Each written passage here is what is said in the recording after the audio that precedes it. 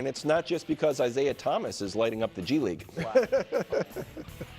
Commissioner Silver told Dan Patrick that he's a fan of 10-minute quarters. Take a listen. I'm probably in a minority. As we get more involved in global basketball, the NBA is the only league that plays 48 minutes. And I am a fan of 4 10-minute quarters. I'm not sure that many others are. Okay, Brew, your reaction? Well, first I'll say this. I don't think the NBA should be adjusting to international basketball. We are the premier league. If anybody adjusts, they should adjust to us. Okay. Now I do feel like there should be a standard. No, I'm dead serious. Yeah. There should be a standardization of the rules. I think all the professional leagues around the country, certainly the top leagues, should play around the world should play by the same rules. All right, so now when we get into the Olympics, we're not at a disadvantage using a different ball and all these different rules. We got to use that molten ball? Whatever. They should be the same rules, so it's more of an even playing field. That said, at first it kind of stuns you when you hear this, 10-minute quarters, 40-minute games. But the more I thought about it, I actually like it. Yes. And here's why. One, I think it would heighten the sense of urgency in a game. Okay, it's only 40 minutes. You don't have 8 minutes to play with. You got to go out there and play. That's number one. Secondly, the star players today are playing fewer and fewer minutes. Okay, Tyrese Maxey leads the league right now with 37.9 minutes a game. No one in the league plays 38 minutes a game. All right, in fact, he's the only one playing 37. LeBron's averaged 37.8 for his career. Jordan averaged 38.3 for his career. And I'm not going, they're not built like they used to be. A lot of it is the floor is so spread out that defenders, you have to guard a lot more space than you used to, harder on your joints and all that. So I kind of get that. So here's the objection people would have is, well, the stats. I don't think and stats. It's going to I agree, because the stars could still play 34, 35 minutes a night. So their numbers will still be the same. And as far as stats, there's already a difference now because a third to half the shots that the stars take are now worth 3 points. Yeah. So they should be averaging more points than they used to individually, because now I'm taking a bunch of threes as the guys in the past didn't. So I got to be honest, I kind of like this. So here's what my snap take on it is, I think it would be a far more impactful change than people immediately give it credit for, because of how it would affect how you have to build a championship team, because of what Brew kind of alluded to, which is right now, if the stars are playing 35 minutes, you need to have the depth to deal with 13 minutes of, you know what I mean? Yeah. This would truly, and maybe this would be good for the league. I haven't given it enough long-term thought to figure out if I think it's good for the league. This would even more so put a premium on the best players. Yeah. Because the best players would be on the court for basically the entire game. That's great. And I do think from a television product is probably what you want.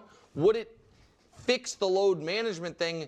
I don't know that it would fix it. It wouldn't hurt it, that's for sure. Like, you could probably get guys to play more games if the games are shorter, potentially. So, yeah, this is definitely interesting. Right, at first glance, you're like, huh?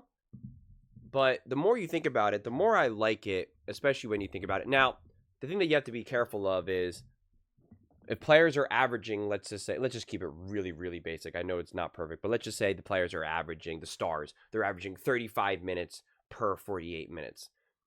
Do you run into a problem where if they now make it 40-minute games, that those stars now will average 30 minutes, on 40, or 28 on 40, one of those types of things that you want to avoid, because then you now some of the benefits of these 10-minute quarters, you don't actually get the benefit from a entertainment perspective. But yeah, it's as a fan of football, of basketball, like, yeah, I totally get it. You're watching a game sometimes and you realize, oh, LeBron's, not in there, or Steph's not in there, or whoever. You're kind of like, well, what am I watching? When I got into the WNBA and I'm watching these Caitlin Clark games and Caitlin Clark checks out of the game, I'm like, oh, there's no point in watching this game right now. I'm only watching this to see what will Caitlin Clark do.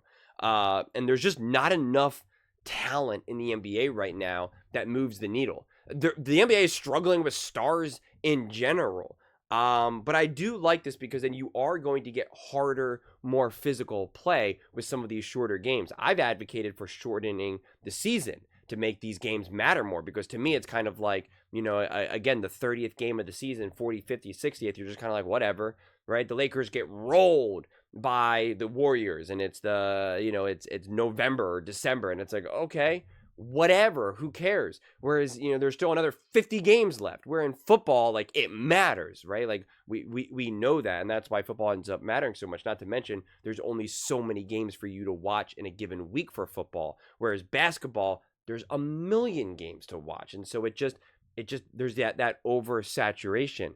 But in terms of now just making the gameplay itself more entertaining, I think this is a viable option to do it. I really do, and I do find it actually pretty interesting. I've advocated this a lot, and anytime we're ever going to talk about basketball and how to just make it more enjoyable, is I advocate for shortening timeouts. There needs to be less timeouts, because watching the flow and the speed of the game is what makes it exciting. Every time a basketball game starts to get exciting because it's really fast paced, a team really gets a lot of momentum, it's a timeout. And then you stop, and then you cut to a commercial, and then you see some dumb commercial that no one wants to see, and it's a bunch of nonsense. Or it could even be like a really exciting moment where Steph Curry, goes down the court and hits a huge three, and now they're up by 3, or now they just tied it up, and it's this big moment, the crowd's going wild, and then the other team's coach immediately walks onto the court, calls a timeout, and then all that momentum is squashed, and then you cut to commercial, and then it just completely changes. And then when you come back from commercial, they inbound it, and now everything's slowed down. And it just sucks the life out of the game. It sucks the life out of the energy, out of the energy of the product that you're watching, of the entertainment. And it's frustrating. So I think reduce timeouts as well. Let these games unfold. When players are suffering, when a team has momentum, that's just the way it is. They got to find a way through it. That's part of the entertainment. Watch the speed of the game. We saw that a lot in the Olympics. I can't tell you how many times were you watching one of those Olympic games where your mind was like, okay, they're going to, time out, and it didn't come. It didn't happen because, again, the speed of the game is different. It just hits differently. There was times when I was like, oh, this is going to be a TV timeout, no TV timeout. And I was like, oh, this is nice. This is good. Even some of the weird rules, like of how you're able to kind of get the ball off the cylinder and stuff like that, ends up being kind of more interesting in a lot of ways, because it just adds like another wrinkle into the game. The ball is tough to watch sometimes. The way how the ball is, it definitely, like, when you're watching on the eyes, it does feel kind of like, is that a regular basketball? Like, what am I watching? And how there's no music until you hear the clank on the rims and stuff. Like, you really like hear them play basketball. Like, it definitely hits differently. But I do think that there are fundamental changes that the NBA can make to make it a better product. And I think that this is worthwhile. People do complain about the stats and stuff like this. And if you didn't care about record keeping, this is one of those things that you would say, you know what? We're going to try this for a season and see what happens. We're going to see what happens, see if it makes it a better product, see if it's more enjoyable, see if the players like it, and then go from there. The problem is it feels like everything has to be all or nothing.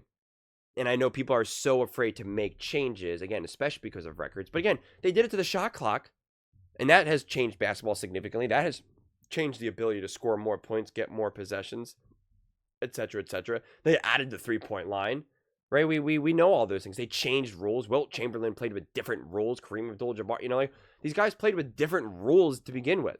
So things are always changing. Obviously, changing the length of the game is a pretty significant change. But I'm all for trying to make changes to make a better product. I absolutely love basketball. Love it, love it, love it, love it, love it. I have not fully enjoyed the NBA in quite some time. I love the playoffs, but even the playoffs, sometimes I'm watching games and I'm just like, what am I watching right now? I can find myself really frustrated by the product. Now, of course, you have other moments when it is awesome and it is like, this is just as good as it gets. But there's also plenty of moments when you're just like, I'm just frustrated by what I'm watching right now. And it needs to be better. It needs to improve. And the regular season definitely feels like a grind. It really does. It just feels like a grind. Even the games themselves, it's just like, oh, celebrities are there. Rich people are there. Every time you watch a game, they're always trying to show you what famous person is there. Like, it no longer feels about the people. And we know people don't like that. We know that. That's why people are kind of all angry and give pushback about with the Kansas City Chiefs, because we're there to watch football, not watch Taylor Swift in the box suite with Ryan Reynolds. Like, no one cares. No one cares. But these leagues keep trying to chase the money.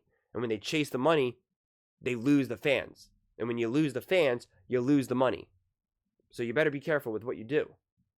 But I'm all for changes. I definitely am. But I'm curious, what do you guys all think about this? Do you think this would be a good thing, a bad thing? Good for the short term, bad for the long term, or vice versa? Let me know in the comments below. I read every single comment, so whether you agree with me or disagree with me, either way, let's get in some discussions, let's get in some fights, but ultimately, let's just have some fun. And please do consider subscribing. We are building an amazing community here, and I'd absolutely love to see you part of it. I want to build something that we all genuinely feel connected to, something that we're really excited to be part of. I think we're on our way to doing it. Please don't forget to give this video a thumbs up, as it really does help the visibility and the algorithm. Thank you so much. See you next time.